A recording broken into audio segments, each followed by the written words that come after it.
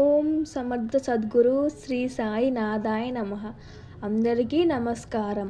ఈరోజు మనం శ్రీ సాయి లీలామృతం అధ్యాయం 8 విశ్వరూపము పార్ట్ 1 పూర్తిగా తెలుసుకొని ఆనందాన్ని, శాంతిని, ప్రశాంతతని పొందుదాం.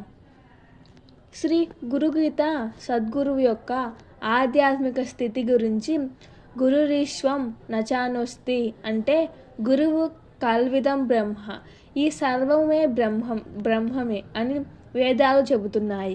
దీనినే ఇందులు గలడందులేదని సందేహం వలదు చక్రి అని భాగవతం చెబుతుంది. ఆ బ్రహ్మమే, ఆ భగవంతుడే తానైన వాడు మాత్రమే గురువు.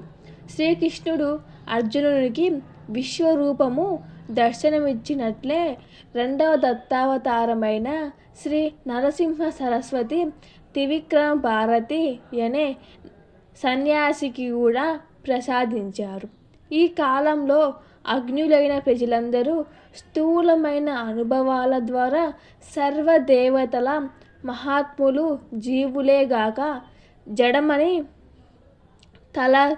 తలచుబడే పూజా విగ్రహాలు, పటాలు కూడా తమ రూపమేనని తెలిపిన వారు శ్రీ సాయి ఒక్కరేనేమో. షిరిడీలో ఒకనాటి మధ్యాహ్నం శ్రీమతి తార్కాడ్ వడ్డన్న చేస్తుంటే ఆకలి ఉన్న కుక్క ఒకటి వచ్చి జాలిగా చూసింది. వెంటనే ఆమె ఒక రొట్టె వేస్తే ఎంతో ఆత్రంగా తిని వెళ్ళిపోయింది. నాటి సాయంత్రం మసీదులో సాయి ఆమెతో, తల్లి, నీవు పెట్టిన రొట్టెతో నా ఆకలి ప్రాణాలు కుదుటపడ్డాయి అన్నారు. ఆమె ఆశ్చర్యంతో, నేను మీకెప్పుడు అన్నం పెట్టాను అన్నది. మధ్యాహ్నం నీవు రొట్టె వేసిన కుక్కను నేనే అని, జీవుల రూపాలలో నేనే ఎప్పుడు ఉంటాను. ఆకలి కొన్న ప్రాణికి పెట్టాక నీవు తింటుండు, నీకెంతో మేలవుతుంది. మసీదులో కూర్చొని నేనెన్నడూ అబద్ధం చెప్పను అన్నారు బాబా. ఒకరోజు సాయంత్రం సాయి మసీదు ముంకట ప్రహారికి ఆనుకొని నిల్చొని తాత్యా మొదలైన భక్తులతో మాట్లాడుతున్నారు. లక్ష్మీబాయి సిండే వచ్చి నమస్కరించగానే, అమ్మా, నాకెంతో ఆకలిగా ఉంది అన్నారు. ఆమె వెంటనే వెళ్ళి రొట్టె కూర తీసుకొచ్చింది. కానీ బాబా వాటిని పక్కనున్న కుక్కకు వేశారు. ఆమె చిన్నబుచ్చుకొని, మీకోసమని శ్రమపడి చేసుకొచ్చానే అన్నది. అప్పుడు బాబా, దాని ఆకలి తీరితే నా ఆకలి తీరినట్లే. దానికి నోరు లేకపోవచ్చు కానీ ఆత్మ ఉన్నది. ఆకలిగొన్న ప్రాణికి అన్నం పెడితే నాకు పెట్టినట్లే అన్నారు. నాటి నుండి రోజు అదే సమయానికి ఆమె నియమంగా జీవితాంతం బాబాకు రొట్టె సమర్పించింది. అందుకే తమ చివరి క్షణంలో సాయి ఆమెను అనుగ్రహించి 9 రూపాయలు ప్రసాదించారు. ఏటా కొన్ని నెలల శ్రీమతి కాపార్డే షిరిడీలో ఉండి నిత్యం భోజనం బాబాకు నివేదించేది. ఆమె అప్పుడప్పుడు ఆయనను తన ఇంటికి భోజనానికి ఆహ్వానించేది. కొద్ది రోజులైనా నవ్వి ఊరుకున్నారు. 2వ సార్లు వస్తానన్నారు కానీ రాలేదు. ఆ తర్వాత రోజు ఆమె వంట చేస్తుంటే ఒక కుక్క వాసన బట్టి ఇంట్లో జ్వరబడింది. అది వంటకాలను తాకుతుందని తొందరలో ఆమె పొయ్యిలోని కట్ట తీసి దానిపై విసిరేసరికి ఆ కుక్క పారిపోయింది. తర్వాత ఆమె మసీదుకు నైవేద్యం తీసుకుపోగానే, బాబా నేనే వస్తే మండుతున్న కట్టె నాపై విసురుతావా అన్నారు. మొదట ఆమె నివ్వెరబోయింది, కానీ తర్వాత వాస్తవం తెలుసుకుంది. ఉబ్బసాయంతో బాధ భరించలేక హంసరాజ్ సతీ సమేతంగా షిరిడీలో కొద్ది కాలం ఉన్నాడు.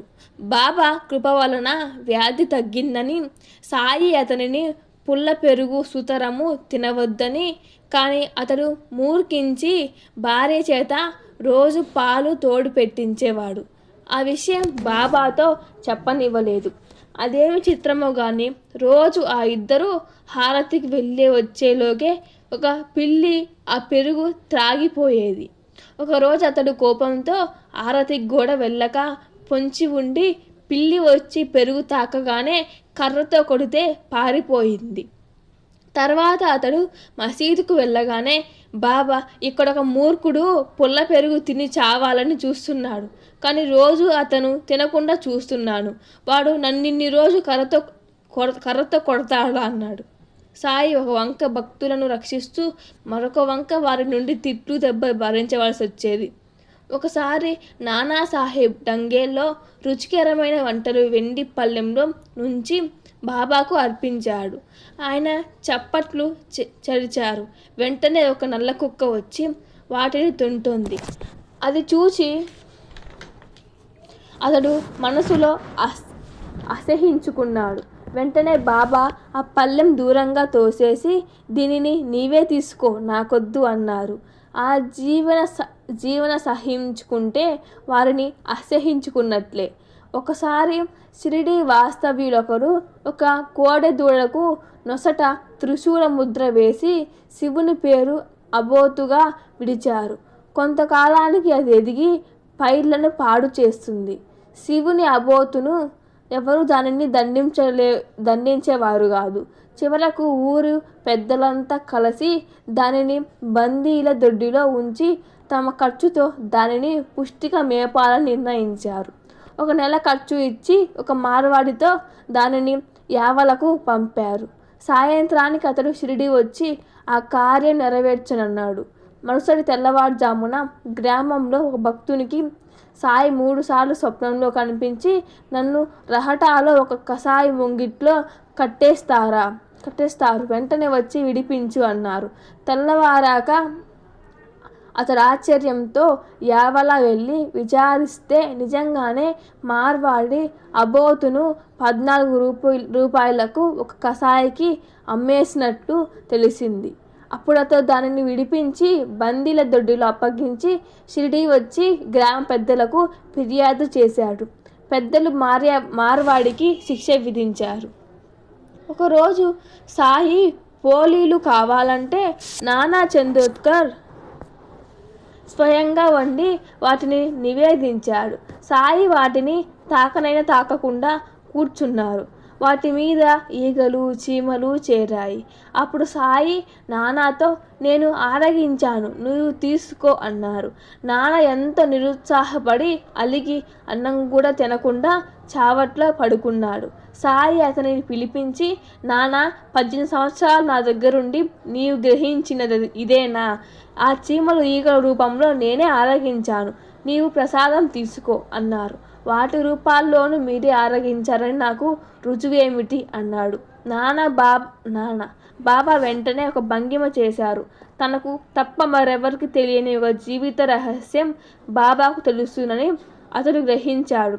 తన హృదయంలో లాగానే అన్ని జీవులను బాబాయే ఉన్నారని నానాకు అర్థమై ప్రసాదం తీసుకున్నాడు. నిజానికి జడమైన వాస్తవులు కూడా బ్రహ్మమే. ఈ సత్యాన్ని తెలిపే తమ లీలలను భక్తులకు పూజించే విగ్రహాలు, పటాల వరకే సాయి పరిమితం చేశారు. లేకుంటే మన నిత్య జీవితాలలో తారుమారవుతాయి. భగవంతరావు క్షీరసాగర్ మరణించాక అతని కొడుకు ఇంట్లో దేవత విగ్రహాలు పూజ నైవేద్యం మానేశాడు. అతడు మొదటిసారి సిటీ రాగానే సాయి, ఇతని తండ్రి నా కప్తుడు, నాకు నివేదించాకే తినేవాడు కాదు. ఆయన మరణించాక ఇతడు నైవేద్యమేమి ఇవ్వక నన్ను విఠలుణ్ణి పస్తులుంచాడు. ఇతని హితం చెప్పడానికే రంపించాను అన్నారు. తల్లిదండ్రులు చేసిన భక్తి సంతతిని కూడా కాపాడుతుంది. వారు ఇళ్లలో చేసుకున్న పూజలు సాయికి చెందుతాయి.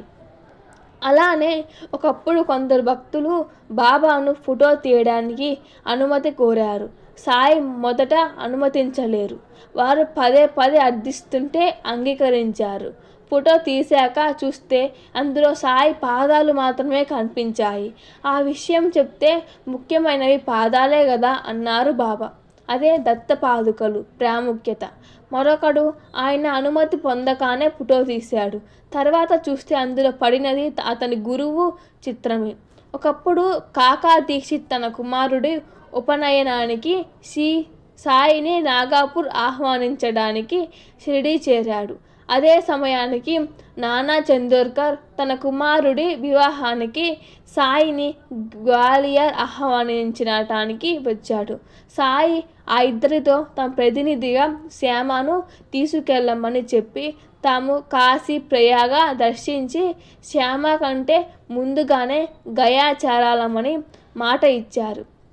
శ్యామ ఆ శుభకార్యాలకు హాజరయ్యాక వారందరూ కొద్ది మాసాలు అయోధ్యలోనూ కాశీలోనూ గడిపి గయాలో ఒక పూజారింటికి వెళ్ళాడు. అక్కడ సాయి పటం దర్శనం ఇచ్చింది. దానిని చూడగానే శ్యామకు ఆనంద బాష్పాలు వచ్చాయి. ఆ పూజారి 12 సంవత్సరాలకు పూర్వం షిరిడీ వెళ్ళి శ్యామ ఇంటనున్న ఆ పటం తనకు కావాలన్నాడు. సాయి ఆజ్ఞనుసరించి శ్యామ ఆ పటం ఇచ్చాడు. శ్యామ కంటే ఎన్నో సంవత్సరాల ముందు సాయి అతడికి చేరారు. శ్యామ ఆ పూజారి ఇంటనే బస చేయడం ఆశ్చర్యం. అక్కడ కూడా బాబా తమ వాణ్ణి తమ వద్దనే ఉంచుకున్నారు. దోపేశ్వర్ నుండి కాకా మహారాజ్ అనే సిద్ధపురుషుడు ఒకసారి పూనా వచ్చారు. అతడి భక్తులు తమ తమ ఇండ్లను ఆహ్వానించడం వలన స్థాయి భక్తుడు సాటే ఇంటికి రాలేనని ఖండితంగా చెప్పారు. కానీ సాయంత్రం అయ్యేసరికి ఆయనే సాటే ఇంటికి వస్తున్నామని కబురు చేసి వచ్చారు. సాటే ఆశ్చర్యపోతుంటే ఆ స్వామి అక్కడున్న సాయి పటం చూసి ఇక్కడికి వచ్చే వరకు ఆయన నన్ను విడవలేదు అన్నారు. ఇంట్లో సాయి పటం ఉంటే సాయి ఉన్నట్లే. భగవంతుడైన సద్గురువులకు తన రూపములైన పంచభూతాలు ఆధీనంలో ఉంటాయి. వేసవిలో ఒకనాడు ఎండ భరించలేక భక్తులంతా ఇళ్లకు వెళ్ళారు. 5 మాత్రమే మసీదులో ఉండిపోయారు. సాయి వారిని దుని దగ్గర కూర్చోమన్నారు. కొద్ది నిమిషాలలో మసీదంతా చల్లబడింది. భక్తులంతా ఆశ్చర్యపోయారు. అలాగే ఒకసారి కొండాజీ అనే భక్తునితో సాయి నీ గడ్డివామికి నిప్పంటుకుంది వెళ్ళు అన్నారు. అతడు వెళ్ళి చూస్తే అక్కడ పొగ కూడా లేదు. సాయి మరలా అలాగే అన్నారు.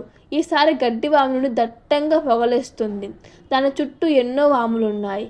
గాలి బాగా వీస్తుంది.